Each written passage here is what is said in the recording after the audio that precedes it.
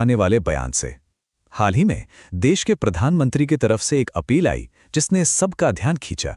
उन्होंने कहा कि 1 साल तक सोना मत खरीदिए और विदेश घूमने भी कम चाहिए।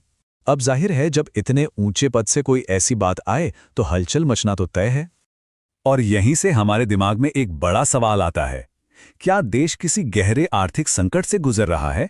क्या हालात इतने बिगड़ गए हैं कि सीधे जनता से खर्च रोकने को कहना पड़ रहा है, या फिर इसके पीछे कोई बहुत ही स्मार्ट और दूरदर्शी प्लानिंग काम कर रही है? आज हम इसी रहस्य से पर्दा उठाने वाले हैं। इस एक्सप्लेनर का रोड मैप बहुत ही सिंपल है। हम एक अप्रत्याशित अपील से शुरू करेंगे, फिर फॉरेक्स रिजर्व्स के कंसेप्ट को आसान भाषा में समझेंगे। इसके बाद ऑयल और गोल्ड ट्रैप पर बात करेंगे, 1991 के संकट की आज के हालात से तुलना करेंगे और अंत में देखेंगे कि एक नागरिक के रूप में हमारी क्या जिम्मेदारी है। तो चलिए सबसे पहले उस अप्रत्याशित आर्थिक अपील की तह में चलते हैं और अपनी परंपराओं और टूरिज्म की असली कीमत को समझते हैं।